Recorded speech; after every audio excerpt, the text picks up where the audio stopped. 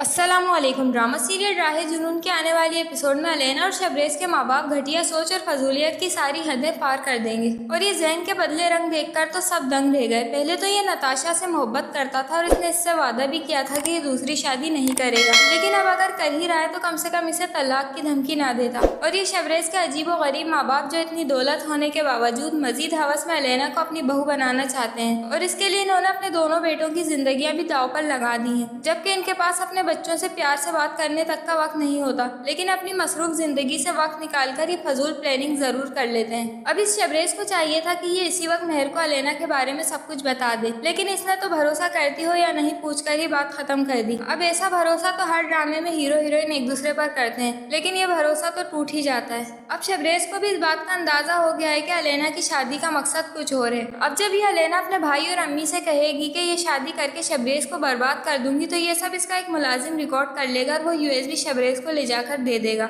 Shabrez USB check करेगा और ये सारी बातें मेहर को बताएगा। मेहर कहेगी कि इसने जैन भाई को टारगेट किया है, तुम ये बात फौरन उन्हें बताओ। शबरेज यूएसबी लेकर जैन के पास जाएगा और इसे बताएगा कि वो आपसे शादी मुझसे बदला लेने के लिए कर रही है। जैन की तो कुछ समझ नहीं आएगा और वो अलेना से कहेगा कि क्या तुम ये शादी मेरे भाई की जिंदगी बर्बाद करने के लिए कर रही हो। अब अलेना को जब इस मुलाजिम की हरकत का पता चलेगा तो वो घर जाकर इसके मुंह पर थप्पड़ मार देगी और शबरेज के घर जाकर इससे कहेगी कि तुम कुछ भी कर लो, मैं जैन से शादी करके रहूंगी और इसके बाद मेरा निशाना तुम होगे। शबरेज कहेगा मैं ऐसा कभी नहीं होने दूंगा और फिर वो घर वालों को शबरेज के खिलाफ कुछ नए झूठे सबूत दिखाएगी। अब देखना यह है कि मेहर शबरेज पर यकीन करती है या नहीं। तो आपको क्या लगता है, हमें कमेंट्स करके जरूर बताएं।